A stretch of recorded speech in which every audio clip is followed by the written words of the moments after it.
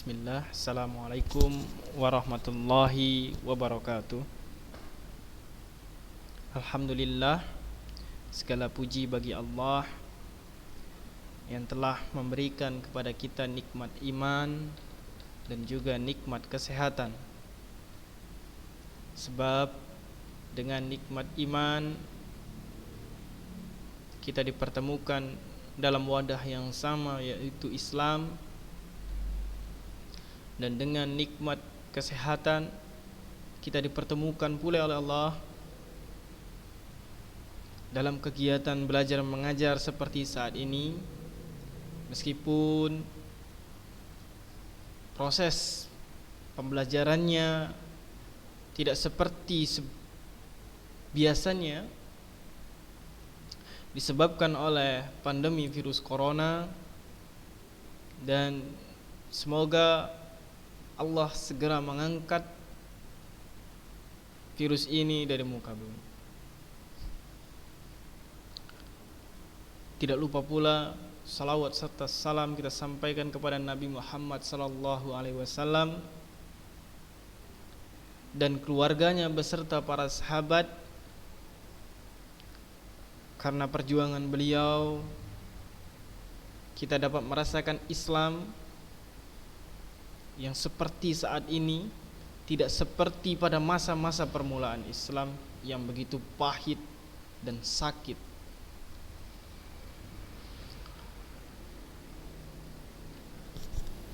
Berbicara tentang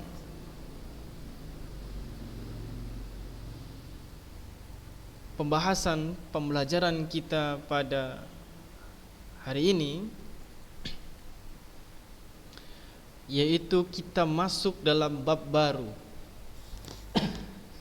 Yang sebelumnya kita telah membahas bab teks prosedur. Kali ini kita akan membahas pada bab eksplanasi, di subbagian mengenal teks eksplanasi. Nah, mengapa perlu kalau belajar sama anak-anak terus di awalnya mengenal teks eksplanasi? Ya harusnya memang mengidentifikasi teks eksplanasi, tapi bahasa lainnya biar mudah, yaitu dengan mengenal. Sebab dengan mengenal eksplanasi ini atau teks-teks yang lainnya, maka kita akan mudah untuk mempelajari teks tersebut ke depannya, yang nantinya kita dapat menguasainya karena sudah mengenal. Kita mulai terlebih dahulu dari pengertiannya. Di sini disebutkan teks eksplanasi adalah teks yang berisi penjelasan-penjelasan tentang suatu fenomena, baik alam maupun sosial, yang terjadi dalam kehidupan sehari-hari. Nah, penjelasan-penjelasan tentang suatu fenomena ini pastinya ada hubungannya dengan kausalitas atau sebab akibat. Nah, kausalitas atau sebab akibat inilah yang dimaksud dengan eksplanasi.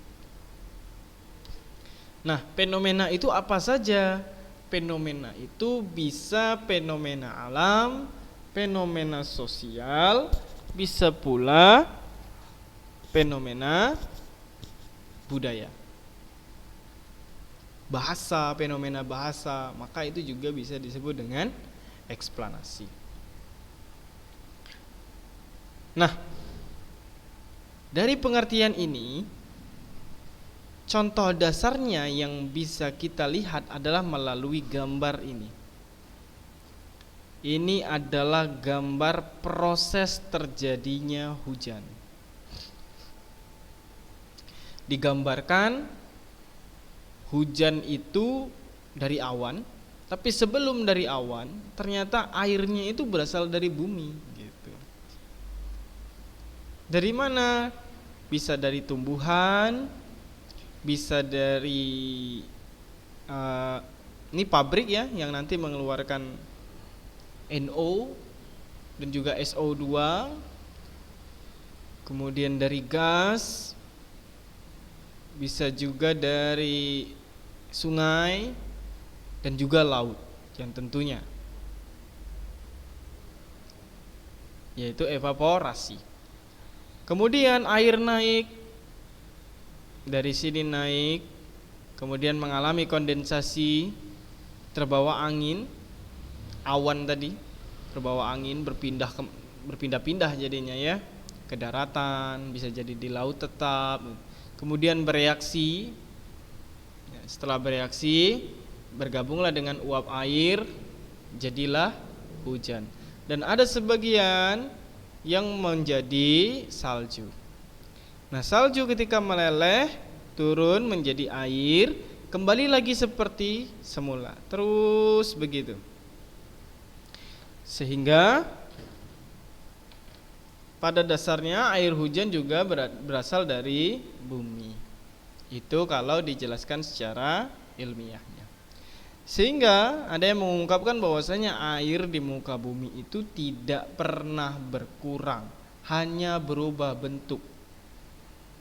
Jadi ada yang mengatakan air itu terus menyusut berkurang. Sebenarnya tidak berkurang, tapi karena berubah bentuk, misalnya bercampur dengan limbah, sehingga tidak bisa dimanfaatkan layaknya air pada umumnya.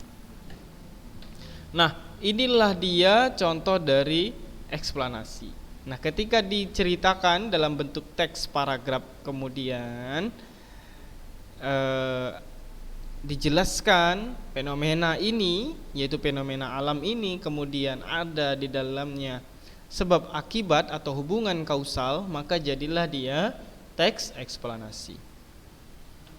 Apa tujuannya? Tujuannya adalah untuk memberikan pemahaman yang sejelas-jelasnya kepada pembaca agar menjadi paham atau mengerti mengenai fenomena yang terjadi, sekaligus menambah wawasan pembaca. Nah, inilah dia eksplanasi. Kemudian kita akan melihat contoh dari teks eksplanasi yang lainnya. Tadi contoh dalam bentuk gambar, sekarang contoh dalam bentuk teks. Gempa Aceh. Gempa dahsyat pernah terjadi di Aceh 26 Desember 2004 pada pukul 7.58 WIB. Pusat gempa terletak di sebelah barat Aceh dengan kedalaman 10 km. Bencana ini merupakan gempa bumi terdahsyat dalam kurun waktu 40 tahun terakhir. Dampak kerusakannya meliputi Aceh, Sumatera Utara, pantai barat semenanjung Malaysia, Thailand, pantai timur India, Sri Lanka, bahkan sampai pantai timur Afrika.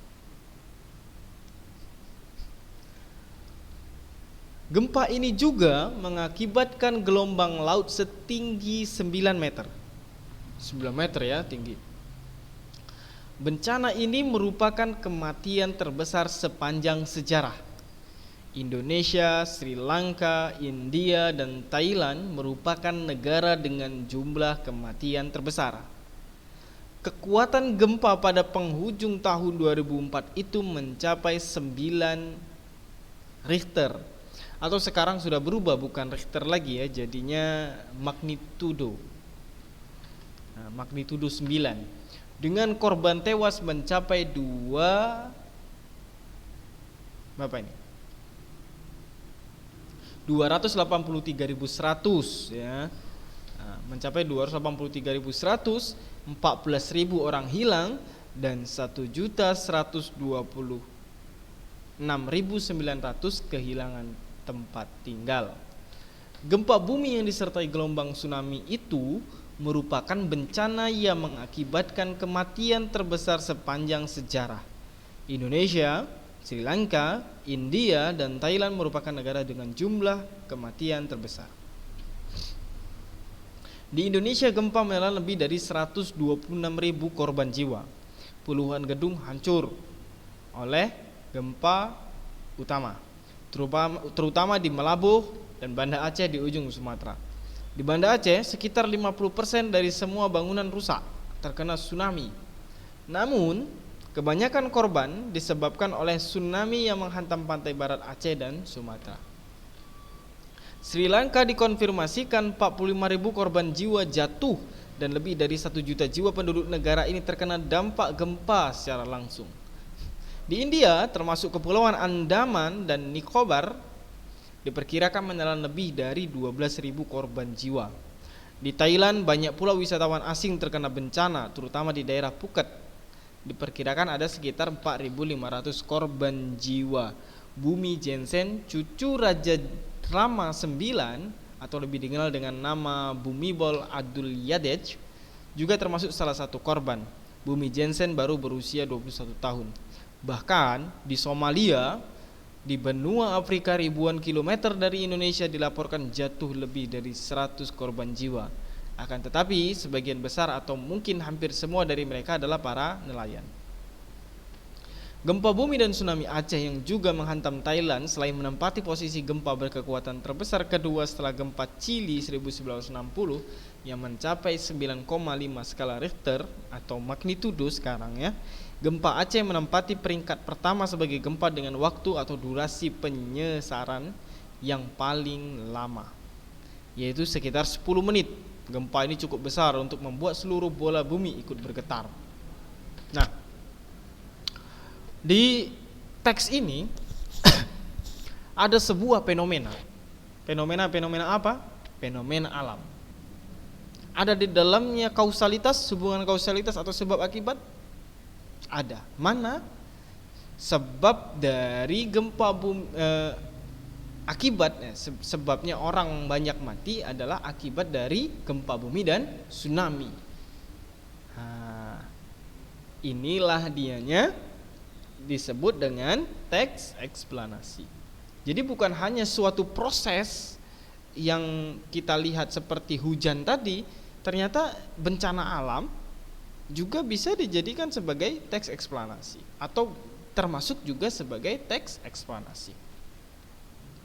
Baik, ini adalah teksnya. Selanjutnya, ciri-ciri dari teks eksplanasi. Teks eksplanasi memiliki 4 ciri secara umum.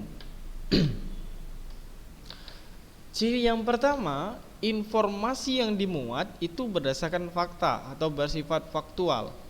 Jadi informasi-informasinya itu harus berdasarkan fakta, tidak boleh opini-opini penulis gitu. Jadi memang harus jelas itu dari mana asalnya. Misalnya gempa Aceh tidak hanya sekedar spekulasi, tapi memang harus disertai dengan bukti, data gitu ya. Nah, inilah dia salah satu ciri dari teks eksplanasi. Kemudian membahas suatu fenomena yang bersifat keilmuan atau berhubungan dengan ilmu pengetahuan. Yang pertama misalnya seperti proses terjadinya hujan, itu kan berhubungan dengan ilmu pengetahuan. Kemudian masalah gempa berhubungan dengan keilmuan. Masalah gempa bumi, kemudian data-data orang yang meninggal, penyebab gempa bumi itu apa, berapa besar gempa yang dialami dan lain sebagainya. Itu intinya fenomenanya tadi bersifat keilmuan. Yang ketiga, fokus pada fenomena yang bersifat umum. Jadi tidak fenomena yang bersifat individual atau pribadi. Jadi fenomenanya itu bersifat umum, sehingga informasi yang diterima pun bisa tersampaikan oleh semua pembaca, bukan hanya kita sendiri ataupun orang tertentu saja begitu. Ya. Jadi fokusnya pada fenomena bersifat umum, tidak individual atau bersifat pribadi. Kemudian yang keempat, bersifat informatif dan tidak berusaha memengaruhi pembaca untuk percaya terhadap hal yang dibahas.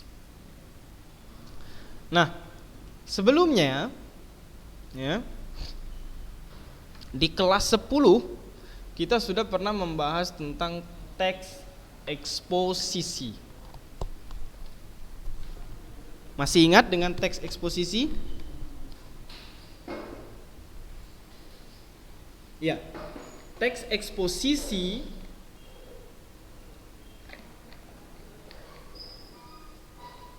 itu adalah teks yang sifatnya informatif, tetapi di dalamnya ada usaha untuk mempengaruhi, memberikan pengaruh kepada pembaca agar percaya atau mengikuti gagasan dari penulis. Misalnya tentang eksposisi sampah, membuang sampah. Gagasan penulis berkenaan dengan tidak boleh membuang sampah sembarangan. Nanti di ujungnya itu ada informasi yang meminta kepada pembaca agar mengajak pembaca agar tidak membuang sampah sembarangan, meskipun ajakannya itu sifatnya halus begitu. Nah, dalam proses ini itu disebutkan eksposisi, berbeda dengan eksplanasi. Eksplanasi sifatnya hanya memberikan informasi, tidak memberikan pengaruh kepada pembaca untuk percaya ataupun mengikuti apa yang sedang dibahas. Karena kita karena dalam eksplanasi itu tidak dibutuhkan kepercayaan dari pembaca. Pembaca wajib memang percaya karena data yang disajikan itu fakta. Jadi sudah bisa membedakannya antara teks eksposisi dan juga teks eksplanasi. Selanjutnya, setelah dari ciri-ciri, ada jenis-jenis dari teks eksplanasi. Teks eksplanasi terdiri dari 4 jenis. Kita bahas jenis yang pertama. Jenis yang pertama ada eksplanasi sekuensial. Jadi eksplanasi sekuensial ini menjelaskan tentang rincian tahapan suatu fenomena. Jadi tahapan suatu fenomena. Contohnya itu fenomena terjadinya hujan. Ada tahapannya ya. Fenomena terjadinya pelangi. Fenomena terbentuknya aurora. Jadi ada tahapan. Dijelaskan tahapan-tahapannya. Pelangi itu dimulai dulu dari hujan, selesai dari hujan kemudian ke pelangi gitu ya. Jadi ada tahapannya. Nah, itu disebut dengan eksplanasi sekuensial. Itu yang pertama. Eksplanasi sekuensial. Nah, yang kedua ada eksplanasi teoritis. Eksplanasi teoritis berarti penjelasan dalam teks eksplanasi itu mengandung kemungkinan spekulasi yang dapat terjadi di balik fenomena alam. Misal, eksplanasi tentang ini, eksplanasi penebangan hutan gitu. Jadi ada teoritis dia. Apa yang menyebabkan ketika kita menebang hutan secara berlebihan gitu, ada kemungkinan keragaman hayati di suatu hutan akan rusak. Kemudian terjadi kebakaran hutan. Kemudian juga terjadi erosi. Ada juga kemungkinan terjadinya habitat hewan itu tidak ada lagi sehingga menyebabkan hewan-hewan langka jadinya punah. Ketika kita membuang sampah sembarangan maka menyebabkan banjir. Ada teoritis dia, sifatnya teori yang kemungkinan terjadi begitu. Ketika kita melakukan ini maka ada kemungkinan yang ada dampaknya terjadi dan belum terjadi begitu. Belum terjadi ya. Ada dampak yang akan terjadi. Ketika kita membuang sampah sembarangan, ada kemungkinan terjadi banjir. Ketika kita menebang pohon secara masif sembarangan, maka akan terjadi erosi yang nantinya berakibat pada banjir bandang dan lain sebagainya. Maka itu disebut dengan spekulasi, kemungkinan-kemungkinan yang akan terjadi. Nah, inilah dia eksplanasi yang teoretis, sifatnya teoretis. Kemudian ada eksplanasi kausal. Eksplanasi kausal ini berarti penjelasan yang secara bertahap menjelaskan asal atau penyebab perubahan dalam suatu hal. Jadi sebab akibat, kausal itu sebab akibat. Jadi ada sebab, ada akibat, begitu ya. Ada sebab, ada akibat. Andi sakit perut, itu akibat. Sebabnya apa? Makan banyak cabai. Jadi langsung sudah ada dia, jelas sudah terjadi. Nah, itu eksplanasi kausal. Banjir di Jakarta disebabkan oleh masyarakat Jakarta tidak peduli dengan lingkungan, membuang sampah sembarangan, kemudian disebabkan juga dengan pembangunan yang tidak teratur misalnya begitu. Sehingga menutup drainase atau aliran-aliran air menuju ke tanah dan laut misalnya begitu. Jadi sudah terjadi banjirnya, baru dicari akibatnya apa? Sebabnya apa? Akibatnya banjir kan? Kemudian dicari sebabnya apa? Sebabnya karena membuang sampah, pembangunan yang tidak teratur. Nah, ini kausal. Hampir mirip dengan teoritis, tapi teoritis ini masih spekulasi yang dalam artian dengan dilakukannya sesuatu belum tentu akibatnya hal itu, masih spekulasi ke depannya. Kalau eksplanasi kausal berarti sudah jelas, itulah dia sebabnya dari akibat tertentu. Yang selanjutnya ada eksplanasi konsekuensial atau faktorial. Faktor tertentu atau konsekuensi terhadap sesuatu. Jadi menjelaskan efek dan hasil suatu proses. Jadi ketika proses itu terjadi, apa efeknya, apa hasilnya. Jadi ada faktor dan konsekuensi yang menyebabkan hal tersebut terjadi. Jadi sebenarnya di dalam teks eksplanasi ini jenis-jenisnya hampir mirip dan bahkan ketika kita membacanya sulit untuk dibedakan. Ya, yang paling mudah dibedakan sebenarnya eksplanasi sekuensial, tapi ini tidak menutup kemungkinan juga sebagai teks eksplanasi konsekuensial. Kita melihatnya adalah berdasarkan lebih dominan mana ketika kita membacanya. Karena ketika kita membaca teks eksplanasi secara tidak langsung, keempat bagian ini mencakup. Namun sebagai pembaca yang baik, kita harus melihat mana yang lebih dominan. Baik, itu jenis-jenis dari teks eksplanasi. Berikutnya, setelah jenis-jenisnya ada struktur dari teks eksplanasi. Strukturnya dibagi menjadi 3 bagian. Yang pertama ada identifikasi fenomena. Yang kedua terdapat rangkaian kejadian. Dan ketiga ada ulasan. Nah, di identifikasi fenomena ini, di dalamnya adalah sebuah paragraf yang berupa gambaran awal tentang fenomena yang hendak dibahas. Kalau di dalam tsunami tadi berarti fenomenanya apa? Fenomena gempa bumi dan tsunami. Apa yang akan dibahas? Kalau misalnya hujan, identifikasi fenomena tentang hujan. Apa itu hujan? Gitu. Dijelaskan secara jelas berkenaan dengan hujan. Kemudian selanjutnya ada rangkaian kejadian.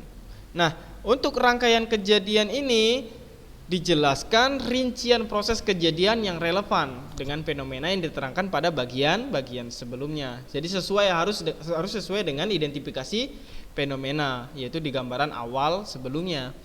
Jadi rangkaian kejadiannya dijelaskan. Di dalamnya ada hubungan sebab akibat, atau mungkin ada faktorial, atau mungkin bisa jadi juga efek-efek tertentu yang menyebabkan terjadinya suatu fenomena. Bisa jadi rincian proses, ya kan, proses kejadian, proses kepompong menjadi kupu-kupu, itu juga termasuk ke dalam teks eksplanasi. Nah, inilah dia bagian rangkaian kejadian. Selanjutnya adalah ulasan. Ulasan itu adalah berupa komentar atau penilaian tentang fenomena yang telah dibahas. Jadi kita sebagai penulis memberikan komentar atau memberikan penilaian terhadap fenomena yang sedang dibahas. Berkenaan dengan ulasan ini, kita mengulas, memberikan kritik, komentar, penilaian terhadap yang kita ulas itu sendiri, sehingga pembaca akan mendapatkan informasi lebih selain daripada identifikasi fenomena dan rangkaian kejadian. Nah, ini adalah struktur dari teks eksplanasi. Berikutnya ada tugas. Tugasnya ada 3. Yang pertama, carilah kalimat-kalimat yang memuat informasi berupa fakta dari teks ini, teks gempa Aceh. Yang kedua, jelaskan mengapa teks tersebut merupakan teks eksplanasi. Mengapa? Antum jelaskan. Dari sela-sela penjelasan Ana tadi juga sudah masuk mengapa ini bisa disebut dengan teks eksplanasi. Kemudian susunlah pokok-pokok informasi dalam teks tersebut, kemudian berikan kesimpulannya. Jadi antum cari informasi-informasi penting di dalam teks ini, kemudian disusun dan dibuat kesimpulannya. Nah, tugasnya dikirimkan ke 082275270012. Batas akhir pengumpulan pada hari Sabtu pukul 22 WIB. Ana berharap anak-anakku sekalian semuanya mengerjakannya. Tidak ada yang tidak mengerjakan. Karena tugas ini adalah bagian dari kalian mengikuti pembelajaran dengan baik. Baik, pembelajaran ini sudah berakhir. Mudah-mudahan pembelajaran kita hari ini mendatangkan manfaat. Ana akhiri, assalamualaikum warahmatullahi wabarakatuh.